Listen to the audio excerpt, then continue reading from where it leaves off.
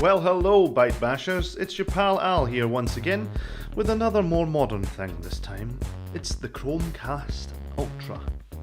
So on this video I'm going to unbox it as well as show you how to set it up, and I'm also going to give you a brief review. So let's just start off with the Chromecast itself. Firstly, there has been 3 generations of the Chromecast, starting in 2013, the second in 2015, and now the Chromecast Ultra, which ended up in our stores around the beginning of 2017. Although for me here in New Zealand, little old New Zealand, yep, we only received it in 2018 sometime. As you can see, there's also been a Chromecast Audio and also a lower powered third generation of the existing or the initial Chromecast. The one we're talking about here obviously is the Chromecast Ultra. The main difference of the Chromecast Ultra is it does Ultra HD, or 4K as some of us know it as. So having a look at the side of the box here, you can see that they're trying to make some comparisons with the original Chromecast, or maybe the Chromecast 2, with the new Chromecast Ultra. As you can see here, obviously up to 4K, Ultra HD and HDR, yep, tick. Then the next one, ultra fast load times versus fast load times on the Chromecast, which is a bit unusual. I personally haven't seen any difference with the load times so far, but perhaps mileage does vary. I haven't run them side by side, but just the feel of it, haven't seen any differences. The next one, Wi-Fi and Ethernet support versus Wi-Fi only. This is important, especially as you're streaming 4K to your television set from your mobile phone. Having a look at the front of the box, you can clearly see that they're advertising some services which are very well known: YouTube, Netflix, Lightbox, Neon, which is a New Zealand Sky-based service. There's also FanPass, which is the Sky-based sports service, YouTube Kids, Spotify, Plex, and millions of other applications, or at least hundreds of thousands of other applications available on the Google Play Store. And just in case you needed affirmation of this, it's also on the side of the box. On the bottom of the box, the usual disclaimers are listed. It needs a TV with an HDMI port, an accessible Wi-Fi network or an Ethernet connection, requires an Android, iOS, Windows or Mac OS computer or mobile device, and it must be up to date. On the top of the box, you've got this lovely little pulley doohickey thing, so I'm just going to pull that off and have a look inside. Inside you can see there's the Chromecast itself, the offending article. I'll just pop it out from this little lip, and you can see there it's got a red coloured HDMI port. Don't know why it's red, perhaps that signifies 4K. You can see it's got a little magnet there. It clips back and attracts it to its back of the Chromecast, so it must be good for hiding it away from the back of your television set. Also coming in the box is the usual warranties, disclaimers, and a quick setup guide. What you can see here first of all is the quick setup guide, 1, 2 and 3. It's as easy as that. Maybe not quite, and that's the purpose of this video, but basically plug it into the power supply, plug it into the TV, download the Google Home app, and off you go. The second is a limited warranty card. Also, it tells you about your pacemaker, which I found quite interesting. Not quite sure why this might have anything to do with your pacemaker, but there you go. Finally, inside you will see the power supply. It's got this little very satisfying label on it that I love to just rip off straight away. And if you have a look at the underside of the power supply, you'll be able to see that Ethernet connection port. So on the back of the box it says that the device is simple to set up. Plug it into an HDMI port and then connect it to your Wi-Fi and you're off and away. Just use your phone as the remote. Let's find out how true that may be. So after much fiddling around behind the wall mounted TV set, you can see here that I finally got it all set up. So first things first, I plugged the Chromecast into the available HDMI port as it says, and then took the power cable and plugged that into the device, and then finally into the wall, switching on to HDMI 1 on the remote control.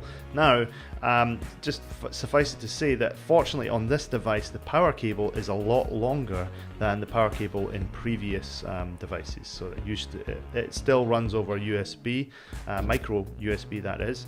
So yeah, a lot easier this time because of the longer power cable. So that's a definite thumbs up for this device. So you should see the same picture when you set it up as well. If not, then don't worry. Hopefully, have a look at chromecast.com/setup. Okay, so next I downloaded the Google Home app, as it says on the screen there, and I downloaded it on my Android device. Let's get stuck in and show you what happened. So you can see I've downloaded the app here. It's available on iOS and Android from the Google App Store and the iOS Store as well. You can see if you've already used this app before, you'll see existing devices that you have in your home. So this is probably not what you're going to see if you don't have a Chromecast device already. Up on the top left device, the top left hand corner, it says set up one device, and you can also do other settings as well as media here. So I'm going to press set up one device. You'll be able to control devices and services in this home, so you can add other other areas as well if you like, offices and so forth. I'll just say it's all in the same building and home. Just going to look for devices. If we scroll down now, we can see that it says Chromecast Ultra found. Would you like to set up Chromecast Ultra 1532? So looking at the screen once again, you can see there down at the bottom left, Chromecast Ultra 1532. So it's actually found the device by using some sort of audio technology. So down here we'll just say, yep, let's set up the device. And what this does briefly is disconnects from your home Wi-Fi, so it can talk directly to the TV on the Wi-Fi. Okay, now it's connected to the device, and you should see a code on the TV screen. So the code is presented there, C2F9. I'm just verifying that code there. Yep, that's right.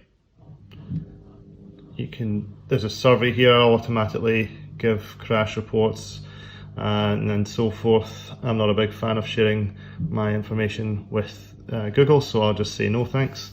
Where is the device? Well, it can be wherever you like, so I don't think this really makes that much of a difference, but I guess it really is down to where if you've got multiple devices, how it identifies itself, so forth.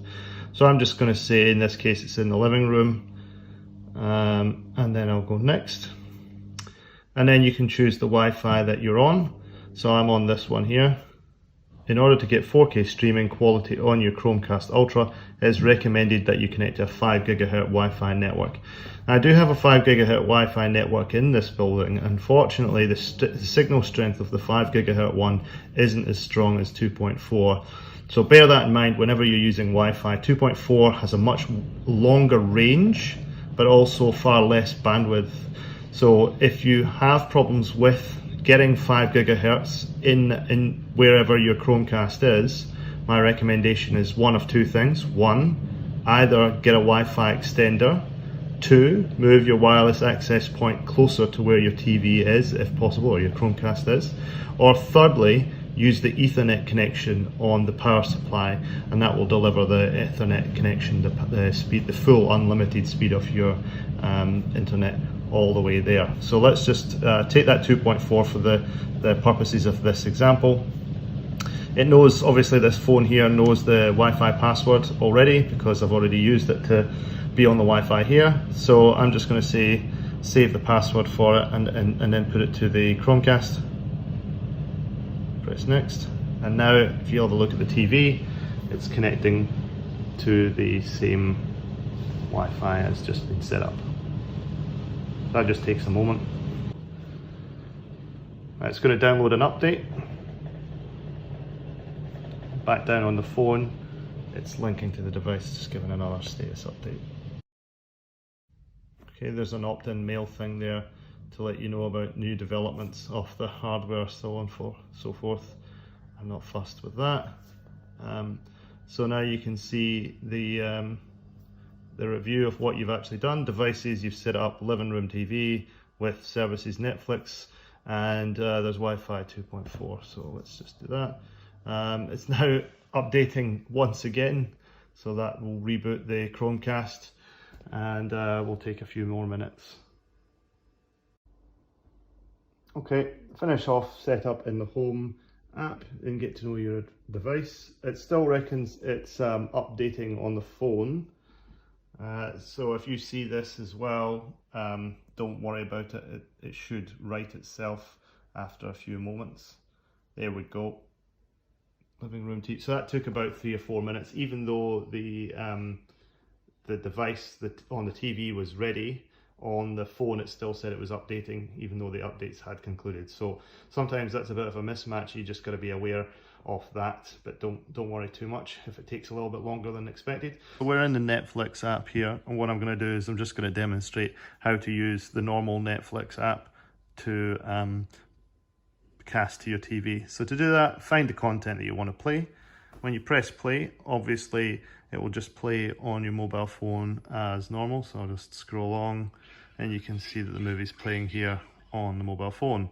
If I press the cast button, which is up in the top right hand side, you can see this device, which is the phone obviously, but underneath it you should be able to now see living room TV, because the living room TV ahead is connected to the same Wi-Fi network as the phone. So if I click on living room TV now, it should then swap the device over and play on the Chromecast. You can see the display on the phone has changed to show that it's casting. And so the film's playing now on the television. If I go back to the phone, you can see the device is set up now, not to play the movie, but to have it as almost like a remote control, and you can scrub, fast forward, and it will move to a later part in the movie just like that. I can stop, pause, and so forth. I can rewind 30 seconds. And fundamentally, when you're finished, press stop. And then if you press the cast button here again, you can disconnect the TV. Okay, so hopefully you've managed to get everything set up just the way you like it. It's all working fine. Don't forget to check in at the Google Home application. They do seem to add new features there all the time. I'm just showing you here how to link the Spotify account to your device. So if you use Spotify, it allows you to link it with easily. So do check in on that application. As a quick wrap up, really, all I would say is if you haven't used the Google Chromecast before, this is definitely the device to go for, especially if you use a 4K television set. If you don't, you could get away with using the more recently released third generation of the Chromecast, but bear in mind that's the cut down version of the Chromecast. It's more like the second generation. It's not the one that provides you this 4K. So the device, fundamentally, it isn't an awful lot different from the existing Chromecasts out there. It's a little bit faster, it's got better specs, it has the Ethernet adapter, obviously, which is helpful for people who don't have a fast Wi-Fi service in their house. But ultimately, the device is very similar to those that have come before it. But it does work very well, and I have no hesitations in recommending it. So if you've got any questions or comments, then please hit me up below. I'd love to hear from you. And also, if you could, subscribe to me and keep it going. Thanks a lot for watching. See you next time.